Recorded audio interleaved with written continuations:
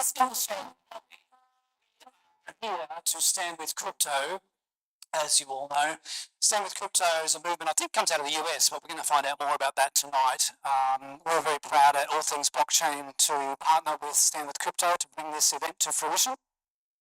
And All Things Blockchain, we're a community-based organisation. For those of you who don't know us, we have over 3,000 members now, and we hold events like this literally once a month, all the way through the year. We also do at least a dozen or so AMAs online throughout the year as well with our sponsors, who we value very much, and a few of you are in the room tonight. Thank you for coming out.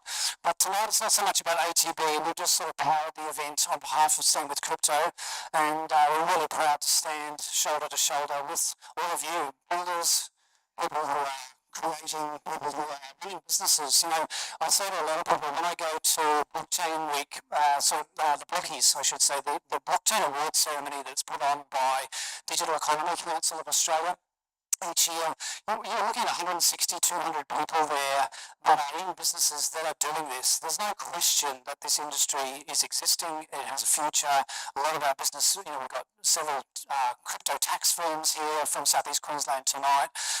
We've got Labris, the biggest Web3 development company in Australia, with a headcount of in the high 30s, I think high to low 30s, Josh was telling you.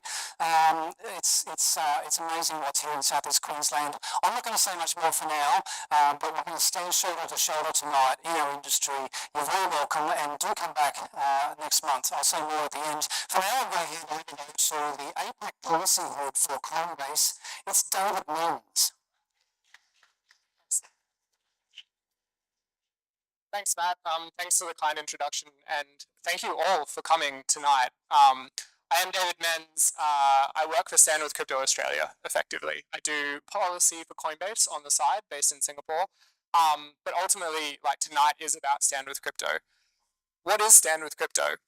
So in the US, it was a movement. It was thought up by Brian Armstrong. He said, hey, so many people care about crypto in the US. We're not getting the outcomes that we want from government, but we know that people will vote for it. So how do we allow them to vote? How do we help them to understand who they should vote for in the US to get good outcomes for their businesses, what they want to build, and allow people to move forward? And that's basically all it is, like a simple movement. I'm going to vote in an election. Who should I be voting for? Do they care about crypto? Do they hate crypto? And am I voting against my best interests? We all have lots of interests in politics. We will always vote in accordance to all of those things, but everyone in this room cares about crypto, so you probably care some amount. And the thing is, in the US, it worked. We showed that there is a crypto voter. So many people voted because of Stand With Crypto.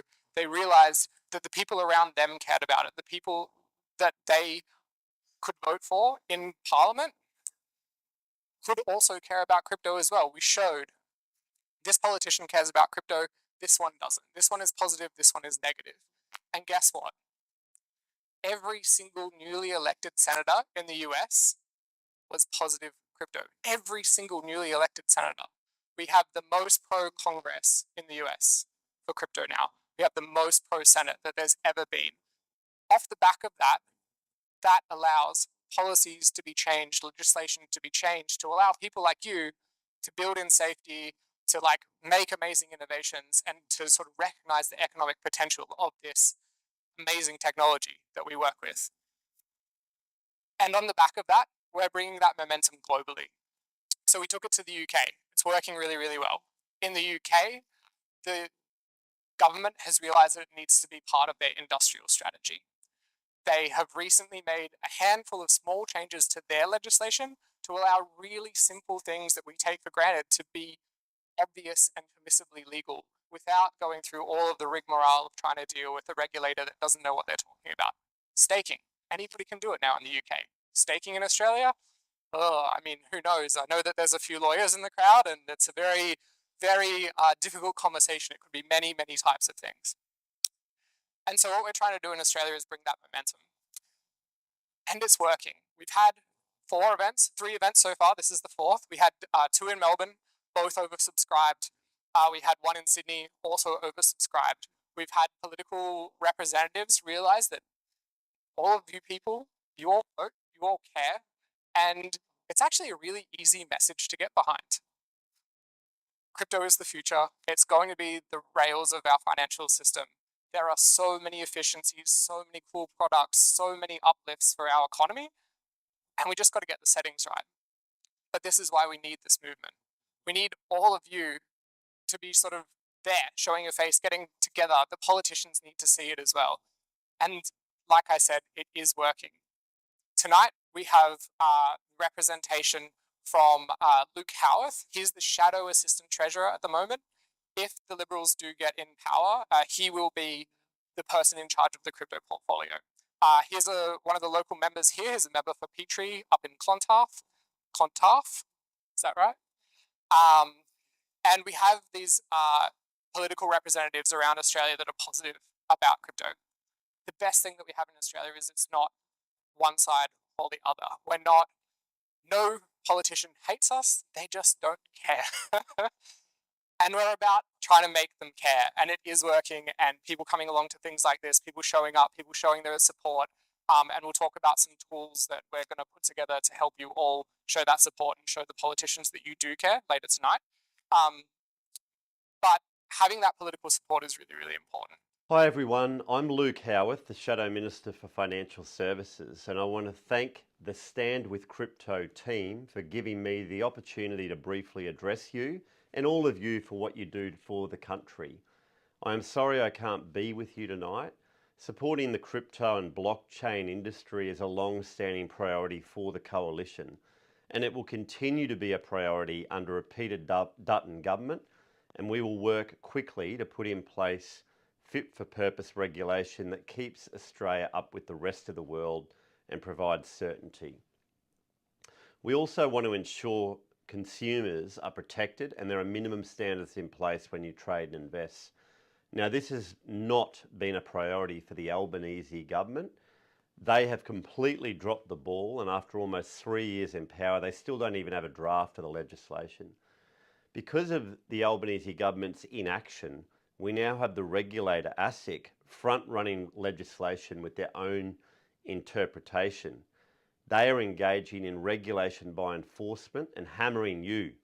We have seen in the US a pro-crypto wave in politics with the election of President Trump. There have been some great ideas already, like a crypto working group, a commitment to put in place a regulatory framework within 180 days. And this can't be ignored, but here in Australia, the Coalition will support you from opposition, and we'll do it if we're in government. The Coalition wants to prioritise some of the other issues Labor has completely ignored that I know are important to you, like debanking. Debanking has become much worse in recent years because of woke ideas, and I know a lot of you in this room would be impacted by it, but nothing has been done by the government. Albanese's dropped the ball, and this sector has been hurting. I'm looking forward to working together with you. We want you to succeed. The Federal Coalition, the Liberal National Party, want you to do well. And if we are successful in forming government this year, I can assure you that you will have a friend in me, a minister who's responsible, a friend in Peter Dutton if he's Prime Minister. And I want to thank you for what you do for Australia and the industry. Enjoy the evening tonight. So it's awesome. Politicians are starting to care. But let's do more to make them care about the future as well. And hopefully, like all of you being here tonight is step one in that. So I think we'll go into a Q&A. John, do you want to hop up? Just if any of you have any questions in regards to what Stand With Crypto is doing in Australia, what we attempt to get out of it, we're here to answer your questions, and we'll be around at the end of the night. But feel free to put your hand up.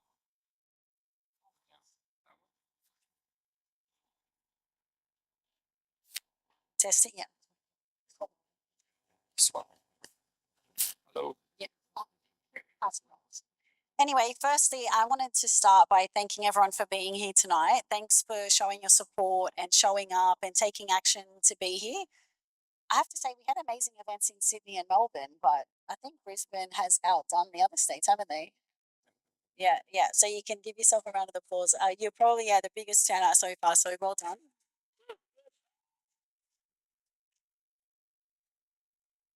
Wow, some massive support there. That's good. So for those of you who don't know me, I'm Renee Francis. I run Take Three, which is a Web3 marketing agency, and we work with the Stand with Crypto movement. David's just introduced himself, but yeah, APAC policy manager for Coinbase, and John's the director for Coinbase Australia. Correct? Yeah, that's right. Helping manage the business across APAC, and my day job's running the Coinbase retail exchange in Australia. So great to see a lot of friendly faces here tonight. I think just to kind of reiterate the words just said, there's a lot of stuff competing for your time. There's a lot of great things going on. It's, you know, the second night of Chinese New Year.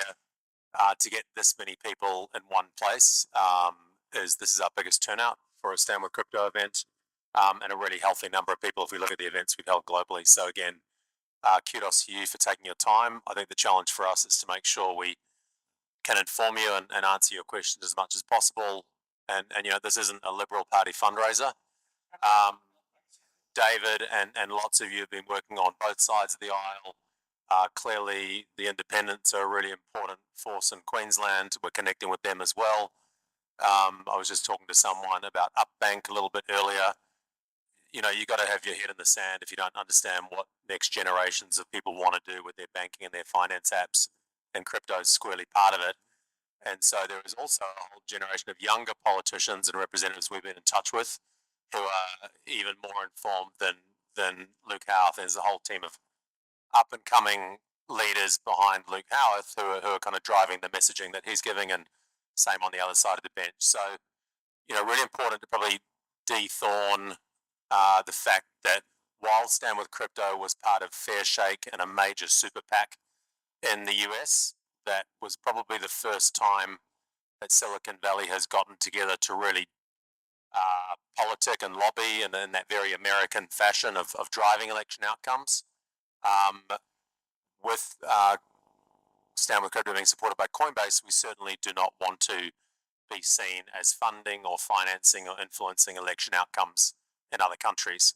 But we can still be a platform for advocacy, and that's what Stand with Crypto is about. So that's why it's so important that we can understand all the different use cases and examples of, you know, amazing projects that people are involved with.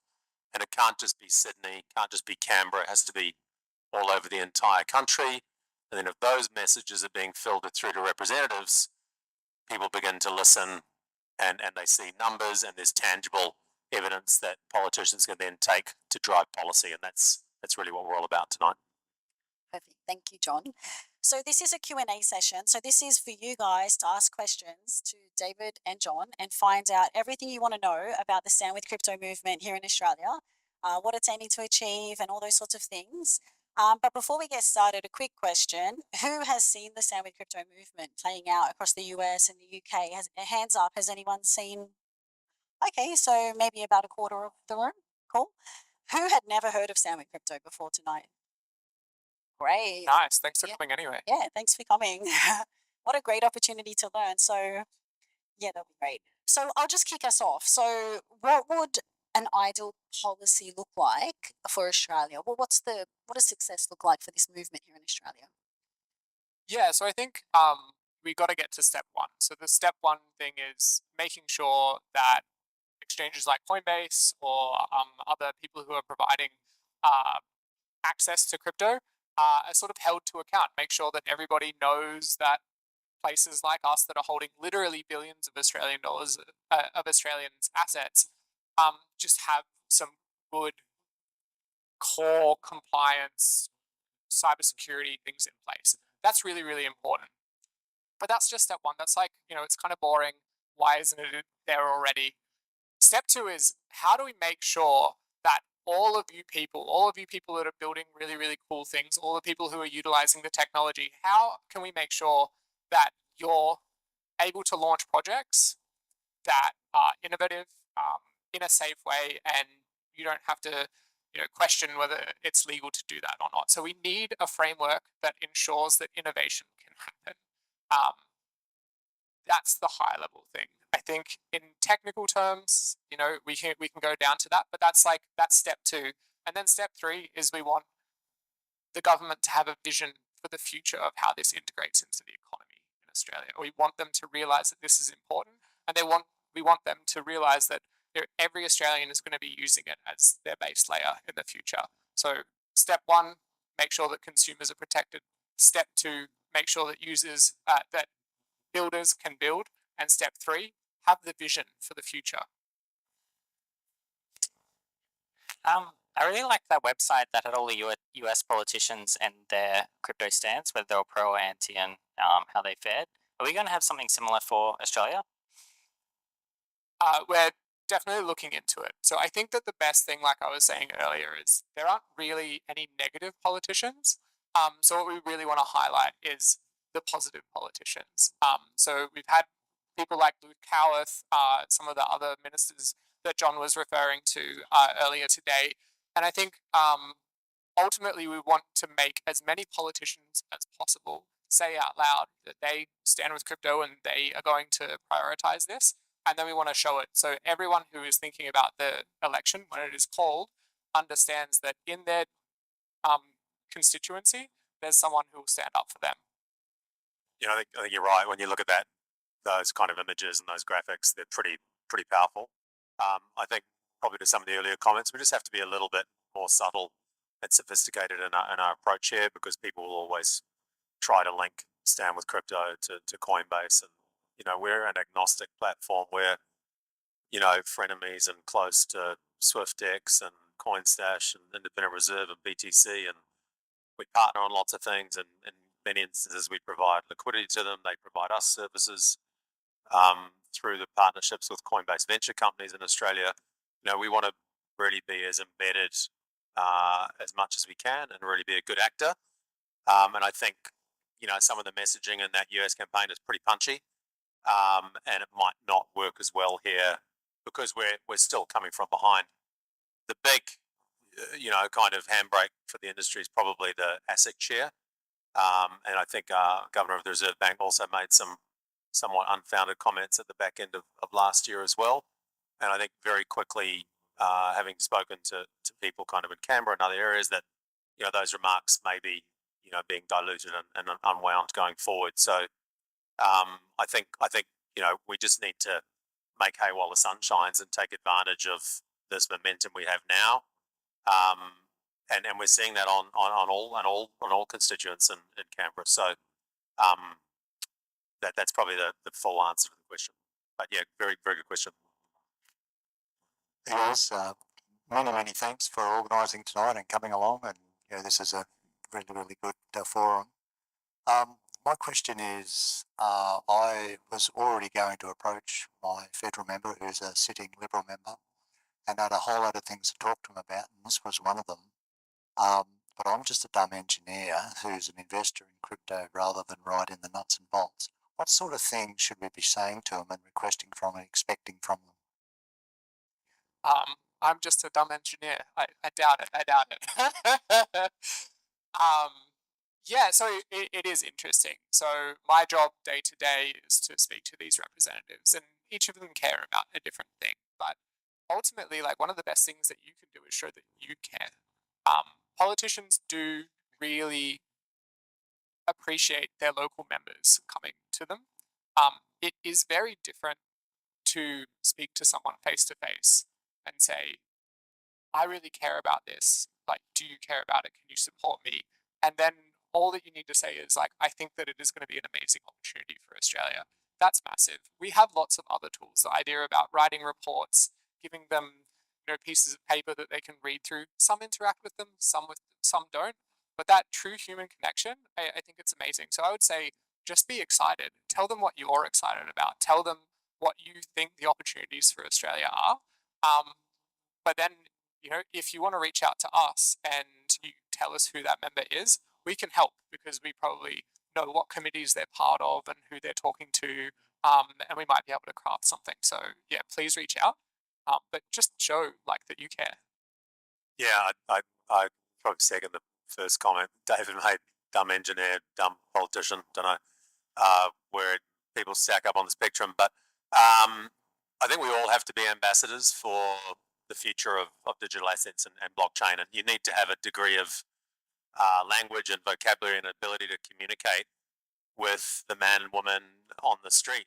The fact of the matter is that the kind of kids and teenagers on the street are already conversant, and they're kind of, probably native and diving into wallets and other stuff. I was on 4BC radio, free to air radio in Brisbane last week on a drive show. I don't know if anyone was listening who's in this audience. But, but the questions that were coming in from that demographic was still, pretty negative. Oh, so there's nothing physically behind it, right? Like that kind of came up 4 or 5 times, and I told them there's probably not a whole lot of gold down in Canberra in some vault supporting the Aussie dollar, and there's all sorts of fiduciary currency analogies we can make, and so we're in a safe place here. But one of the tools I've found to be really useful in this narrative is to think about, Web 1, Web 2, and Web 3 under some of this Andreessen language, read, write, own. And if you just kind of Google read, write, own, it's one of the few kind of 30-year reviews of the internet, for lack of a better term, and shows you kind of where we are now and what the shift to on-chain means and how it kind of supersedes and advances online. And so I would say even the last 3 years that I've been here, the uptake of the transition from Web 2 to Web 3 has been slower than I would have expected. And there are still people who fundamentally don't kind of appreciate the value of a smart contract or what it means. So I think we all have to be more conversant in those simple terms, because that's the stuff that gets the representatives fired up. And then even just the numbers of people in this room tonight, back of the envelope, kind of calculations while we do the studies with the Coinbase Institute and with, think tanks and other organizations that's their day job, you can get people pretty excited by this stuff when you talk about the economic impact and, just the assets in Australia in itself are incredibly significant, or the number of self-managed super funds that are interested in the space. The train's left the station, and so it's up to us to really, populate the narrative. Yeah, so is this working?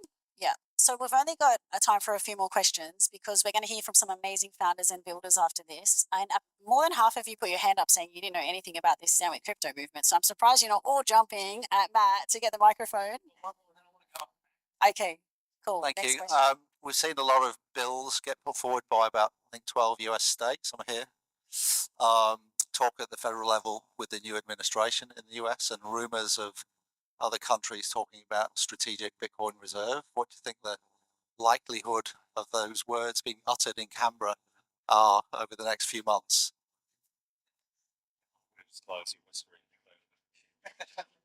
I used to work for the government. I'm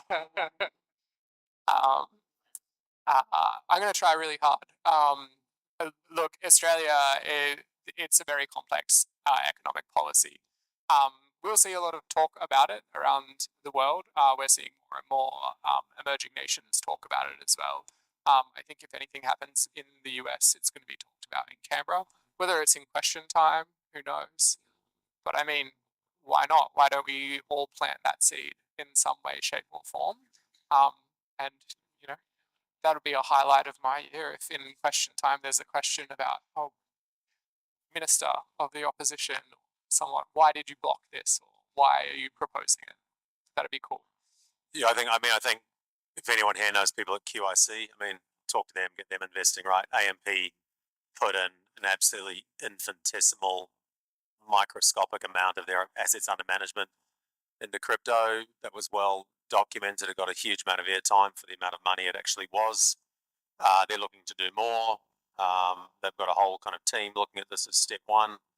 It's a household name. They may not be the most kind of active investor or had the best record in recent decades, but that's, quite a big fundamental move in Australian, superannuation or retirement fund circles. So I think once a few more of these major kind of the bigger super funds start looking at it from an allocation standpoint, and I think they're under enormous pressure to do so. They've been really dragging their heels.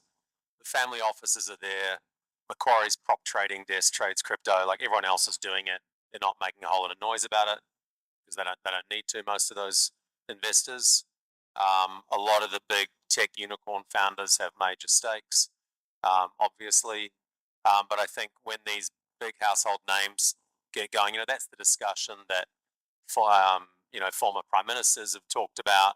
Anthony Pratt's talking about how do we use our super more effectively. So I think that's a really interesting space that I think will have a kind of ricochet effect on Canberra because people will be caught kind of with their pants down and being like, "Okay, we're not ready for this," right? So that's another avenue we're excited about.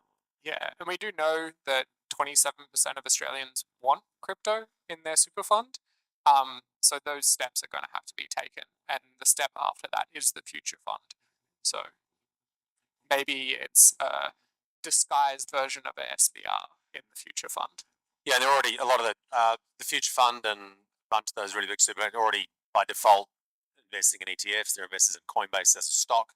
So it's already kind of happening, but I think that's a really good way to frame it because there's such an obsession with, how do we ensure Australia has a superannuation fund that actually gives a return to its users, right? So. Hi guys, can you hear me?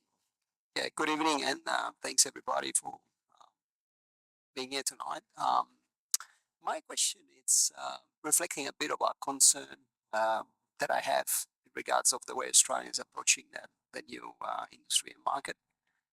Having lived part of my life away from this country and then being here for 20 years, I've learned that in general, the economy of this country tends to be very risk averse. And I was just talking to my MBA mate here. The economic complexity index of this country is beyond country like Uganda and Kazakhstan. And tonight we're talking about an industry which obviously tends to be at the forefront of tech development, including finance. So a series of questions would be, number one, are we right in taking the approach of trusting politicians to really drive change across an industry like this one? That's my first question. And the second question would be, given that the industry is inevitably so widespread across the world, it's almost like being created to be borderless. Are we right in the approach of thinking an Australian way of developing crypto market or financial product for crypto? I'm just bringing some confusion that a lot of people out there have got in their mind, and yeah, I hope that was clear. No, I think that you're right. Crypto is an inevitability, and we talk about this around the world. Like everybody knows that it's inevitable, but we can do it the hard way, which is kind of where we are at the moment, or we can try and make it a little bit easier. And unfortunately, just the reality of living in a country, the concept of a country means that there's probably a government, and the government creates regulations that make things easier or harder, depending on how sort of they see that people see it to be fit in society. And I think at the moment, maybe the settings are a bit hard. So yeah, like why not make the settings a little bit easier? So I'm going to try and get politicians with all of your help to make things a little bit easier. But we're not trusting politicians with the future. You are the future. It is inevitable. But like, let's make it a little bit easier between now and then. We don't have to keep doing things the hardest way possible. I think, probably a bit careful about if you're there's a whole lot of new economies, geography being kind of within borders, and innovate around digital assets to go. In those sandboxes, Australia, and we should be open, fostering innovation. I mean, I'm hugely passionate human capital here on shore, and there's not going to be another lesson. If we make changes like there's so many companies in this space who, all looking overseas, missiles, other places, is around that and fit kind of force term. We are very hopeful. Australia, and so this is a really point at the moment. I think Australia was affecting politics and economies and studies all over the world. A point in terms of Bitcoin wanting to be in the traditional. When you're in a Five Eyes Commonwealth country, Australia, it has one tax for kind of rate in the world, and it's quite effective democracy compared to liberties in some other geos where I would assume the tax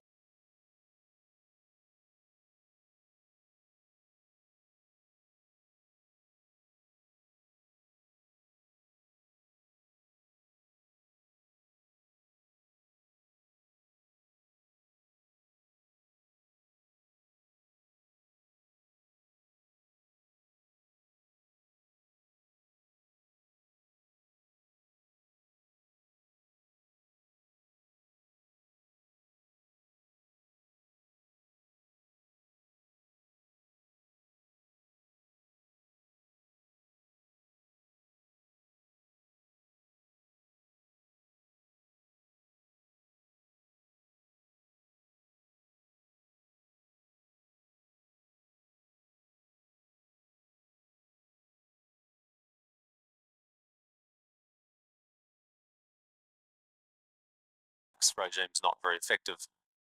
And so there are all sorts of reasons why people want to stay in this country, and they're happy to deal with the cost of living and the cost of doing business here because things work and it's the lucky country, right? And so I'm still also adjusting, having been overseas for 23 years and finding my feet here after 11. But there are way more reasons for me to stay here than go offshore. But we need to ensure that, there is that balance of innovation to make sure that more people are going to return and stay. As soon as you start moving into let's say the fiat world, and you want to top up a crypto account, for lack of a better term, in really pedestrian terms, with real historical money, then you're kind of playing with the big boys and girls, right? So you have to follow some degree of regulation. We don't believe we can operate in the Web3 wallet world forever. We're not going to bring 1 billion people on chain doing that. Bring on like maybe 50 million. But if you look at the people that are really on chain driving all that innovation right now, we need to grow that number, and it's tens of millions of people. Yet the mission for Coinbase is bring 1 billion people on chain and greater economic freedom. So that's why I think we need to operate in a bit of a regulated sphere, and that comes with some burden and some compliance and some governance. Leslie, great question. Let you answer one. Hopefully this will be quite a basic one. In the last election cycle, crypto organizations, from my best Googling, which is not the best, donated to US political parties somewhere between 100 and 200 million US dollars in campaign financing. Here in Australia, somewhere between 2 million and 3 million came from the big finance houses, big four banks, and the accountancy firms. How much is Stand With Crypto donating to our politicians to move the needle in our direction? Because we know talking, lobbying, we can get all of it on the move, but ultimately it's going into the back rooms and saying, what do you need? How much do you need to get it done? Thankfully, it's not quite that blunt here, but you are right. Might be a Queensland Thing. I'm not going to touch that one. So I think that initially we're starting from no one cares. So thankfully we're not in the negative camp. So we don't need to utilize hundreds of millions of dollars. We need to utilize hundreds and thousands of people. So that's where we are to start off with. I know that a lot of the organizations that work in crypto are talking to politicians in rooms, some talking about doing party fundraising and things like that. That's all there and it's happening. This is the other side of it. So we need to show the hearts and minds as well, and the innovation too. Stand With Crypto isn't a sort of separate 501c entity in Australia. We're not going to randomly come up with $200 million. If you want to chip in, I'm all good, but I'm confident that we can go from basically 0 to 1 with all of you people. Maybe next campaign we need to go from 1 to 100, but let's get to 1 first. And I'm very confident that we can get there. We're already seeing it happening, and so I just hearts and minds to start off with, and then we can do the money stuff later if we need to. Thank you everyone so much for all your great questions. I just wanted to wrap up by saying that if you do have other questions, there's going to be more time after the next couple of panels. So, find David and John in the crowd if you have a question. And just to mention, I had a few people, come up to me earlier saying, oh, is it too late? Like the US is so far ahead and blah, blah, blah, blah, blah. Well, one thing I will say is if we do nothing and we say it's too hard and everyone else is too far ahead, then we're definitely not going to make any traction. But if we show up and we support movements like this and we make an effort, then at least we have a chance of something happening, right? So once again, thank you everybody, and enjoy the rest of the evening.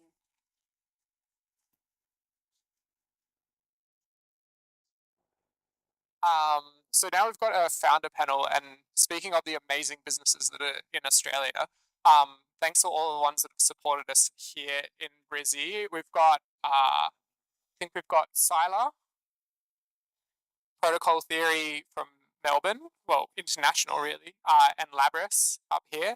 And thanks to Amanda Koo from SwiftX for moderating for us.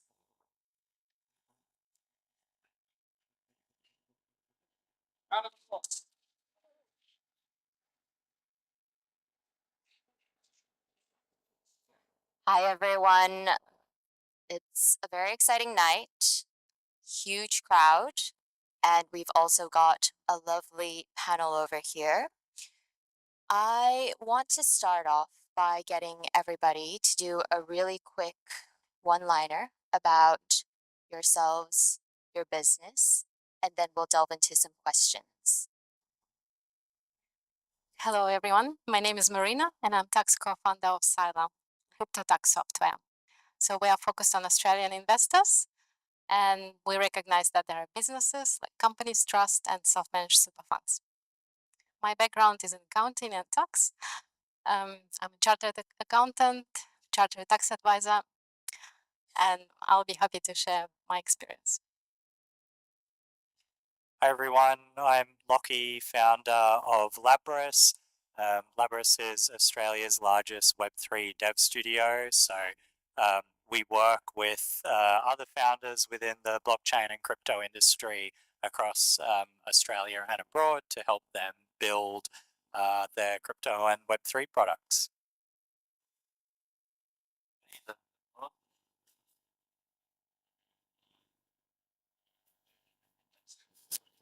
Hey everybody, so my name's Jonathan Ingalls. I'm the founder and managing director of Protocol Theory, which is a strategic market research and consumer insights company specializing in digital assets, Web3 and crypto. And as far as we know, we're the only one in the world that specializes uniquely in this space. Grab that. Thank you very much. My first question is, what drew you guys to crypto? Go this way this time.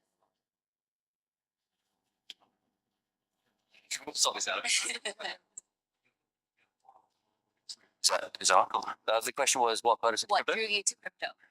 Oh, my honest answer is probably a bit boring and predictable, right? I mean, so I got into crypto. I first heard about crypto probably around the same time many of you did, 2013, 2012, something like that. It was all very interesting. I didn't take a very close look at it until probably 2017, 2018. And really, like most people, probably it was the allure of, potentially generating some, strong financial returns, and that was all very exciting.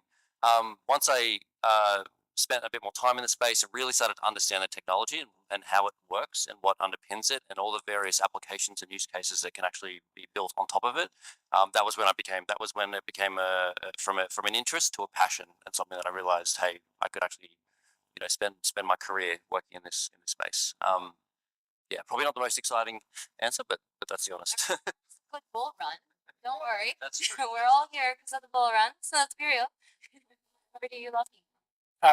Yeah, my story is kind of similar actually. So I'm currently 26. I got into crypto super young. Like while I was still in high school, I first heard about Bitcoin. So yeah, this is going back 2012, 2013, that sort of era. But I went like straight down the rabbit hole. There was no, for me, like waiting for another cycle. I went straight in, learned everything I possibly could about Bitcoin. This was before Ethereum or many of the other sort of popular blockchains that there are today, so that's all you could sort of learn about. It was so exciting. It still is. I still think like blockchain is the most exciting technology on the planet. I've spent my entire career sort of working in the blockchain industry, jumped straight out of high school into founding Labris. I've never worked in any other industry or done anything else. I've basically been crypto and Web3 from the start. They say 1 year in crypto is 7 years in real life. So at this rate, even though, you're 26, you're probably in real life like 42 in terms of like the way you've been working. Like I'm actually 18. Yeah. Been rough. So I see everyone has their own story actually, because first time I've heard about Bitcoin was in 2012, and I think it was 11 actually, because like Bitcoin at that time was USD 11. I remember like $11. I was in Ukraine, and I thought, wow. And someone explained to me that Bitcoin is electronic money, and I thought, wow, Bitcoin like one equal 11 US dollars. That's a lot. So I thought it was a scam, and I didn't look into it. And I was like more worried for like my visa to move to Australia. So I was focused on completely different topic. And then later, when I was already in Australia, it was I think in 2015 when I first heard about Ethereum and smart contracts, and I was like, oh wow, that's fascinating! Like some kind of self-regulating programs on Ethereum blockchain, and they can just execute themselves. And I thought that was interesting, and it made me to revisit Bitcoin. So I read the white paper, and it was very complex, really, to comprehend what it was. But when I started learning about Bitcoin, I learned that there is only 21 million, so the limited supply, and just learning how the system works makes you appreciate that this non-government money, how I looked at this initially, is actually quite exciting technology. And I thought that, wow, this is going to be the better way to invest in the future rather than investing in houses, which I always thought should be a shelter for people to live rather than investment. I just put 99% of my money in Bitcoin and Ethereum and some other crypto actually. So I was actually really excited and I put everything in, and since that time I was very passionate about it. That's an amazing story. And I think especially, you sharing about how at the start, the difference in value as well between like Bitcoin and then it being like equivalent of 11 USD. Look at what Bitcoin is worth now. Like that's insane. Um, I think my next question is actually, given we now understand what drew you to crypto, where do you guys see your businesses in the future, in our near future, and within the crypto industry? And what do you think is going to take it to the next level um, in in doing so? Well, I think my vision for crypto industry is the future of finance. So I believe it's going to be everywhere, and perhaps even I cannot comprehend how much is going to change for everyone. And it may happen even faster than we think, because looking back, like I never thought that introduction of Bitcoin as currency in El Salvador will be so quick. I just thought it's gonna take like 20 years, maybe. Um, so my vision is that for Sila, we are going to help investors always to maximize their wealth. So that means we're helping to save you on tax, and this is where we focus on. So that's my vision. Yeah, when I first founded Labris, I always believed that crypto and blockchain technology was going to go completely mainstream. Like this was going to be as mainstream as the internet, all businesses, individuals, whoever. We're on our way. Not quite there yet, but we've come a long way in the last 10 years. And so the vision was always that that's where we were headed, that everyone is going to need to use and build with this technology. And so we wanted to help enable and accelerate that at Labris. And so that's what we've been doing over the last 7 or 8 years now. As I mentioned at the start, like we're the largest Web3 dev studio in the country. We've helped hundreds of projects over the years build some really innovating and exciting technology. We've written smart contracts that house literally billions of dollars in terms of TVL and also volume that sort of runs through them. So, and that's really the same sort of vision and mission moving forward, is just helping to enable that transition from Web 2 and Web 3, and where we can accelerate and make the technology sort of as good and robust as it can be. Yeah, I think this isn't. I don't think there's been an official statement yet, but it's sort of an open secret. So I've actually recently stepped back from Labris, so I've handed the baton on to Josh to sort of continue that mission and vision. And yeah, we're super excited. I think the next 10 years is going to be even much bigger and better than the last 10. That's really cool. I mean, I'm just going to largely echo what most of you have said, but coming at a slightly different angle. So I think the future of crypto, digital assets, and Web3 is it's going to move from being a relatively niche industry, which we are now moving out of, and into something that is really embedded and becomes a core component of the broad digital architecture, and that includes everything from social media platforms and obviously finance and corporate loyalty membership programs, gaming. I think it'll be a big part of all of that. But here's the thing, it's not inevitable, right? Like we talk about mass adoption, we all want mass adoption, we're all really excited about mass adoption, but it's not inevitable. We need to make that happen. And so what we do is at Protocol Theory, well, firstly, how do we make that happen? We would argue it starts by understanding your audience, it starts by understanding the market, users, what do they want, what do they value, what are their preferences, what makes them tick. And basically that's what we do. So we go out and we get primary data from consumers, we talk to them, we interview them, we survey them. We get that data in a very sort of rigorous evidence-based way to help these Web3 and in some cases Web2 companies build better products using blockchain technology and Web3 rails. Lockie, this is a question for you. Labris has worked with a lot of huge multinational companies such as Downer. What are your largest takeaways from working with these companies? Like, what's it like working with traditional companies that don't often have a foot in crypto? Yeah, so we've worked with all types of organizations, like extremely like single founder, extremely small crypto native startups, all the way up to like very large scale traditional multinational organizations. We work with governments. It is completely like opposite ends of the spectrum. Very, very different dealing with crypto startups compared to governments and sort of like Web2 or traditional companies. Probably less paper to sign. Exactly. It's like the working with the small scale startups is super fun because you can move quickly and fast and get stuff done. But the larger companies are probably more exciting in certain aspects in that they're the companies that you can actually make an impact with, right? They can touch like real world systems, real people, have the immediate adoption and use case.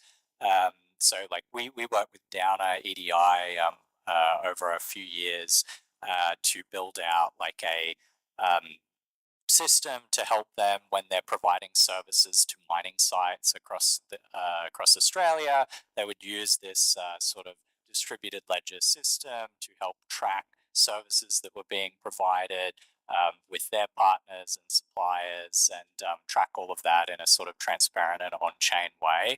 And these are this is what moves the needle over time. It's not necessarily super exciting maybe to a crypto native person, but when governments hear about this, when policymakers and regulators hear about these sorts of companies working with the tech, that's what actually pushes things forward. It's the education piece. It's showing them that they too can have a piece of this pie. It's not limited to, just crypto natives. Exactly. Yeah, we spoke about before, like trying to bring 1 billion people on chain. There's not 1 billion like total crypto degens out there. We need to reach across the divide. We need to bring all sorts of types of companies and people on chain, and that requires working with a lot of different people and organizations. Thank you. John and Marina, this question is for both of you. You both have international experience and also have pre-crypto lives. I just wanted to understand what do you think your pre-crypto lives bring to your current crypto businesses? And also, how does your experience outside of Australia help you navigate our current crypto landscape within Australia? Yeah, that's a very good question. I think it's quite important to have experience overall when you start a business. It's preferable, but sometimes people start after school, so that's also cool.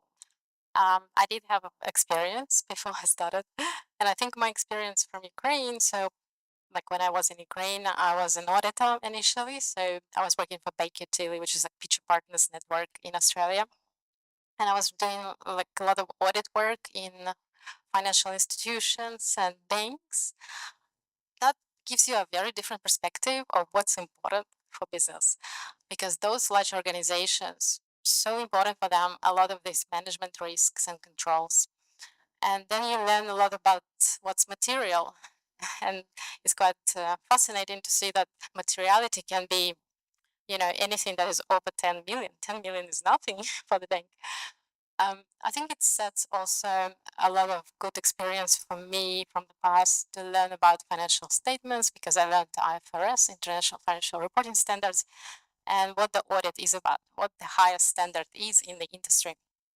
And then I progressed in my career. So I moved from 3M. 3M, a lot of people maybe not knowing, but 3M is a Fortune 500 company.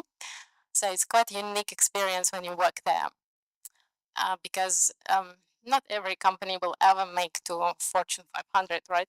Especially on NASDAQ listed entity. So I learned a lot about what it actually looks like for the best companies in the world, to how they run their financial departments. And my experience was also like up to the management. So I was actually managing a small team. So I learned a lot on that role, and a lot about leadership and innovation, because 3M is innovative entity. It's the company that is older than 100 years. And I was learning about this in books, and I had case studies about 3M. And here we go, I'm working for this entity. So I felt like I won a lottery, honestly. It was a great experience for me, because I learned on the job a lot about how to be innovative even when you are in finance department. You actually can be innovative, and 3M does it in a way that they let you to make mistakes. And what they say about it, they say, well, okay, someone made a mistake. What do we do after that? What we do after that is the most important part. So if you can actually sit down and realize why it happened and what can you do next time to improve it. So that actually helps any company, even large like 3M, to be still innovative. And 3M has probably about 16 different industries where they are in, and 60,000 products. So I was very busy, and I learned how to close the months within 3 days. And what that means is that if first and second day falls on Saturday and Sunday, on Monday you still have to close the months. No one worries that it was on weekend. Yeah, so championship and excellency is everything in a business if you want to make it really good and lasting, because 3M is lasting business. It lasts over founder's life. Yeah, I think that experience was quite unique. But from Ukraine perspective, being like in international environment, right? So Ukraine is quite unique because it's a country that kind of like became again Ukraine after USSR. So I was having my experience when Ukraine was independent, right? So the country was actually rebuilding very fast. We had a lot of technology. When I saw bank check payment in Australia, I was shocked. I didn't know that was still around, because I thought that was, in the past. But I saw that in Australia later as a way to pay between businesses. So in Ukraine, I had a really great opportunity to be in a very high tech environment and learning about everything latest in technology. That helped me a lot in my own startup. And I thought, yeah, that was probably one of the best experiences. I took a lot of techniques as well from the experience, because at 3M you learn everything about improvement. So we were learning like Six Sigma tools. I still use it, like RACI. So that means like anything can be broken down into many steps, and you can just write who is responsible, accountable, or consulted or informed. It helps you to monitor and never miss anything in a step.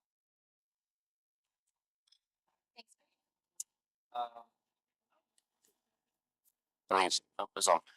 So prior to starting protocol theory, I've been doing market research and consumer insights, consumer research, for about 7 years. Prior to protocol theory, I was most recently at a company called Kantar, which is a large multinational market research company. This is on, still working, yeah. And working with clients both internationally and domestically within Australia. Some of the top brands, Telstra, Sportsbet, for example, to name a few. I think it was particularly useful and relevant for me in terms of then moving into Web3 because firstly, it gives you a very well-rounded perspective in terms of how consumers think, feel, behave in a variety of different contexts and categories: retail, finance, online betting, etc. And again, going into Web3, the conversation is really now around how do we get mass adoption? What's the next billion? Where are the next billion users going to come from? Maybe we don't know when, but one thing we can pretty much be sure of is that the next billion users will look nothing like the first 500 million, right? And so what happens in Web3 sometimes is I feel that a lot of it can be a bit alienating for people kind of coming into the space for the first time, right? A lot of the technical jargon, kind of the cultural lingo that we use, and there's a lot of builders out there building some really, really, really cool stuff, but they're building it for Web3 users, right? And so my experience, I guess, working in other traditional Web2 categories definitely helps in terms of understanding what's likely to work in Web3, what's not likely to work in Web3, because consumers don't know Web3. They just know products and services, and how is it going to solve my problem?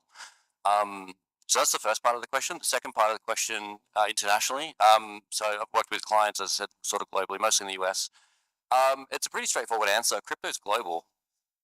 It's inherently global, right? And so I guess that global experience certainly helps with building a more holistic picture of what's going on in the world, and in the context of crypto and Web3, what's going on with adoption, what's driving adoption, what's likely to drive adoption in the future, where is it happening, and so on. So definitely helps to provide a more holistic perspective on the state of crypto and Web3.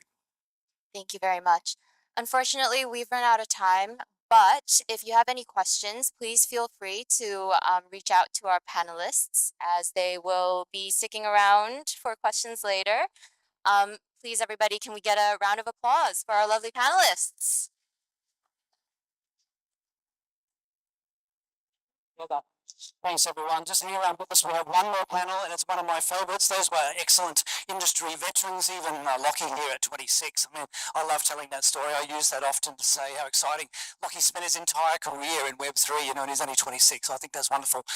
We have three other young people. We have Ben Hooper. Where is Ben Hooper? I saw him somewhere. I hope he hasn't skedaddled. From Labris. We have Dora Zanyansky. Where's Dora? Dora is my friend who I ran into at AusCryptoCon most latterly. We had a good chat on the floor of the convention. And also, where's my other friend? I introduced a couple of these people, so I'm kind of thrilled that they made it and they made the cut. Where is Eric Tingan Wang? Here he is. Come on up, guys. Come and grab a seat. And I'm looking for the moderator of this panel, who is Rachel, freshly minted at AUDD, no less. Rachel is going to moderate the next gen panel.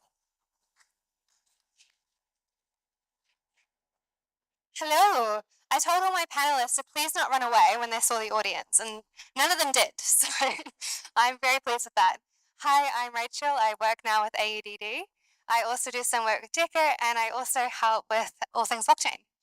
I'm very excited to be part of the Next Gen panel as a moderator. I feel truly that youth are the future, and actually that's kind of inevitable, so you might as well bring them into the conversation. So it's going to be a very short and sweet panel. I've only got 3 questions, so please make your ears open. And I'll start off with asking them to please introduce themselves as they answer the first question, which is, what brought you into crypto?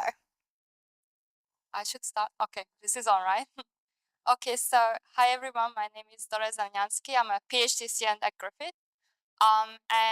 Actually, Griffith got me into crypto because when I moved to Australia, I randomly took a blockchain class, and that was actually run by my now supervisor, and like it opened my world. I was like, this is such a great technology. It brought me full on, and from that point on, I was like trying to learn as much as I can, anything really. That's my story.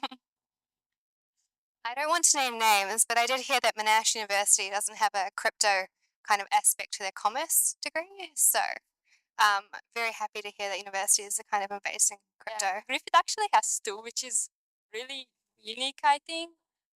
So yeah, that's pretty good. But I actually heard that like more and more unis in Australia like trying to integrate blockchain classes or like even certificates. Like at Griffith now there's a certificate and everything. So more and more stuff coming in at unis as well. As it should.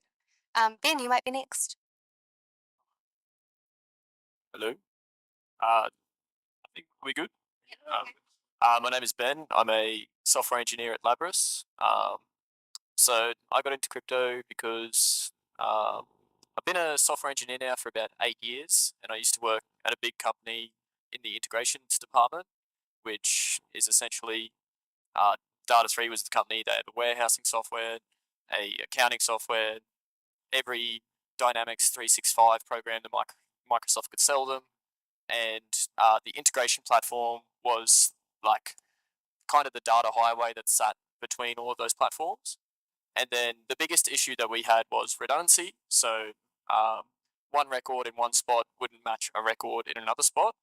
And then one day my manager mentioned how much applied blockchain could solve that. And I only knew blockchain as the magic internet drug money, never actually like pieced together that there was an underlying technology there.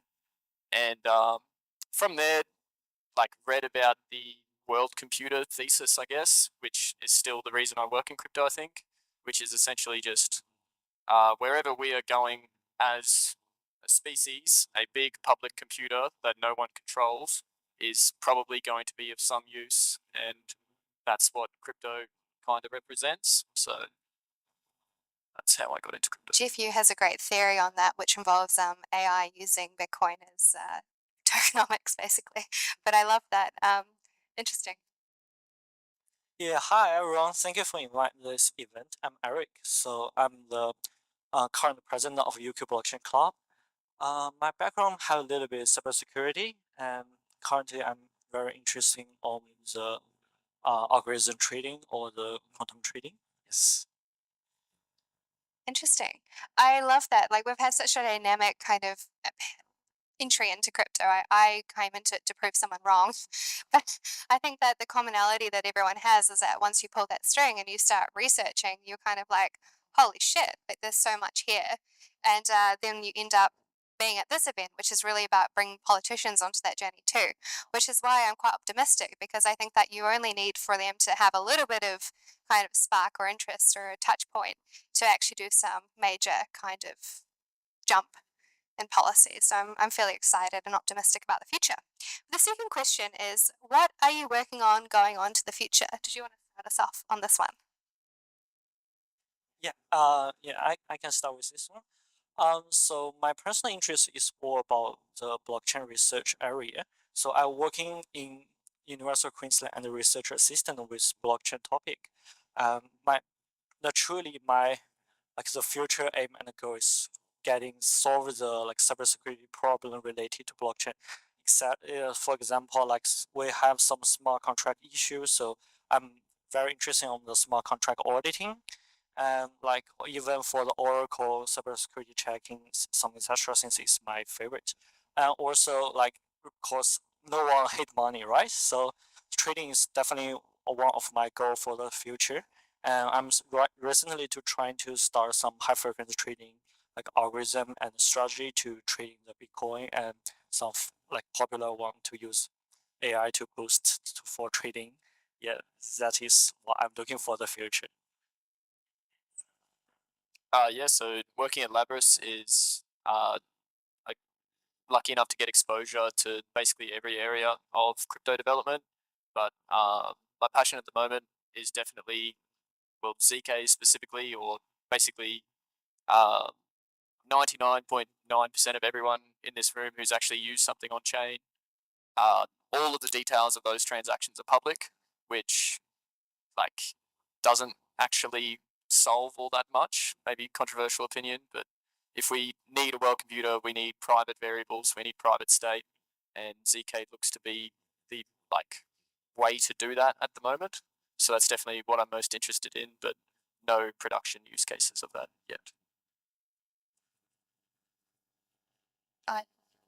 Okay, so my research topic is on user behavior analysis on blockchain. So kind of like grouping certain addresses together and kind of determine what are they doing, including like malicious activities. So a bit of blockchain forensic stuff as well.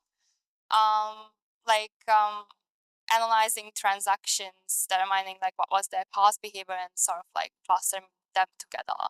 And then like users who have similar behavior, potentially malicious behavior, can be analyzed together. But I'm passionate about basically any part of crypto. I'm currently in this blockchain forensic side, but really any kind of development or privacy security privacy as well. I would be really interested working on in the future. Definitely sitting here with a bunch of very, very clever people. So I'll make sure you have a chat with them afterwards as well. An observation of makers. So I'm a Kiwi originally, and they're out of my friend group from high school. Barely any of us actually live in New Zealand still. And so if I were to think about New Zealand, there is actually, now that I say that, there are more exciting things happening there in the crypto industry, including a sandbox, which is pretty epic. But I want to end the night on a really optimistic note. So each of you, what excites you the most about the Australian crypto industry? And keep in mind that like people are fleeing New Zealand in droves, it feels like. So keep it optimistic over here.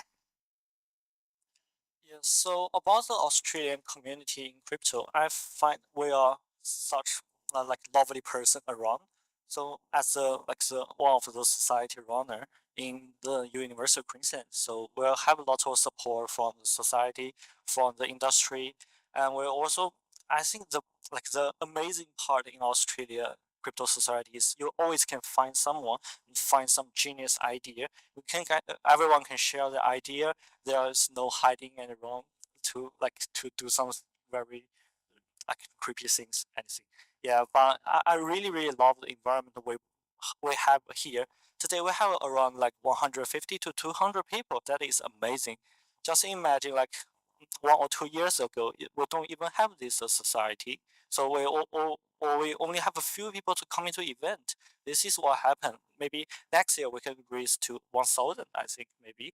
So this is the reason I love here. So once you have idea, you present it, you can reach the idea. Yeah, so Australia is obviously pretty awesome, pretty big fan. The and I do think that as a export, our crypto industry is probably a higher percentage than a lot of other countries.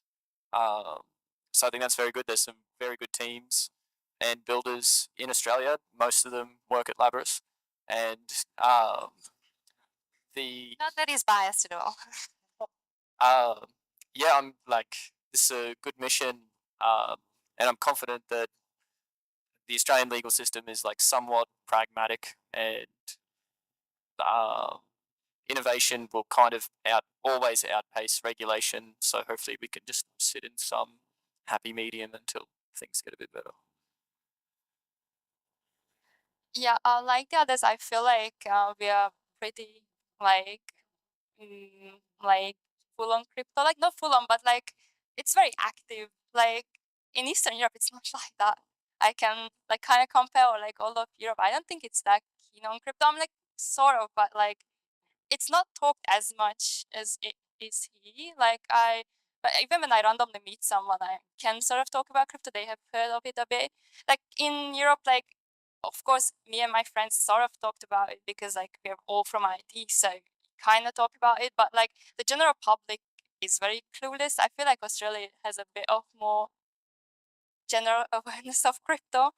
And like if you're actually in the community, like it's really easy to find someone who is willing to help you, which I feel like it's extremely helpful if you actually want to start something. So if you like have an idea, or if you like want to really just like research and start something doing in crypto or blockchain or anything, then you will find plenty of people to talk to.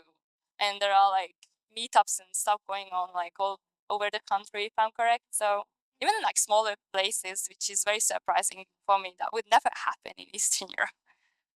I think that's a really great thing that you sort of like have like a helping hand if you want to do something. I love that you say that because I feel like everyone I meet who I talk to about crypto thinks that I'm a bullshit scammer.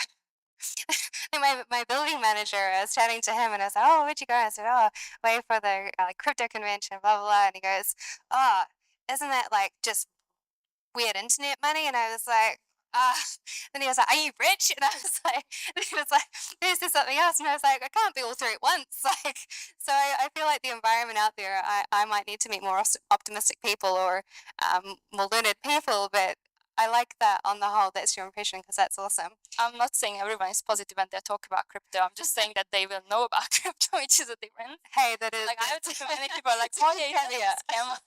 So I'm not saying everyone's positive, but like they have heard of it, which is like a good first step, I guess. That's true. Everyone I've talked to has heard of it. And I do really emphasize that the community in Australia is phenomenal. And probably the best is here in Brisbane. And I think that's a nice segue because, Matt, we've got an event next week. So Thanks, everyone. Thank you. Next Gen panel. I'm going to invite David Menz up and we'll wrap things up. Thank you to those of you who've stayed. I think we all got value from those different panels and it really is, as I said at the outset, a real wonderful opportunity to stand shoulder to shoulder. Let's keep going forward. I want to give a couple of thank yous. David, I will give you the word in a minute, but a couple of thank yous. Renee Sampson, come over here, please. Renee, come and show yourself. Come and show yourself. Renee is responsible for the amazing spread which you saw tonight, plus all the food and drinks ordering, which is quite a process as we found today. Renee, yes, thank you, Renee. And also I'll give a quick shout out to Advanced Queensland. Advanced Queensland actually foster through these co-working spaces and the general pursuits of what goes on in this building, innovation in this state, and they give us this venue for free as promoters and exponents of innovation and new tech. So we're very thankful to Advanced Queensland for what they're doing there and enabling events like this. David Menz, I think I'll give you the last word. Thank you, everyone. I'm Matt from All Things Blockchain. And a massive thank you to Matt from All Things Blockchain. And thanks to all of the speakers, people that showed up on the panel, people that talked about their businesses, why they're excited about crypto, the moderators that helped us out as well, but also all of you for showing up because this is what it's all about. It's about you. A movement isn't a movement without people. So thank you. Please follow us on X or LinkedIn, whichever one you want. We may go a little bit wider on socials in the future. Sign up on the website if you can. We didn't get to talk about tools in regards to interacting with your local members, but we will have some of those up on our LinkedIn and X in the future to help you out. Anyone who does want to speak to their local member and want some talking points, I'll craft them for you. Reach out to me on LinkedIn is probably the easiest first step, and then we can go WhatsApp or whatever it is. But it's really important, and thank you all for showing up. Let's continue the momentum and make this an awesome space in Australia. Couple more words. Renee? I just wanted to add quickly, when you jump on the website, make sure you're on the Australian version because there's a UK and US version, but make sure you're on the Australian version and register AU. You'll notice it straight away. But yeah, make sure you're on the Australian version and register your interest through there to make sure you're part of the right movement. Thanks to Take3, marketing partner for Stand With Crypto as well. That's Renee and Kevin, who have come all the way from interstate. Thank you. And final word, one more drink. Networking, I've let things go over time. Our founder, Danielle, would not be happy with me, but I think we've had real value from those panels, so I let them run. And we're going to have one more drink, and then those of you who want, we're going to head across the mall, as it is, to the Sound Garden for drinkies. We haven't actually booked anything specific. Sometimes we do. Tonight it's just free will. It's not free. It'll be free. You'll be free. Free crypto people to walk across the mall in our wonderful free society and buy yourselves a beer. Okay, thank you everyone. Good night.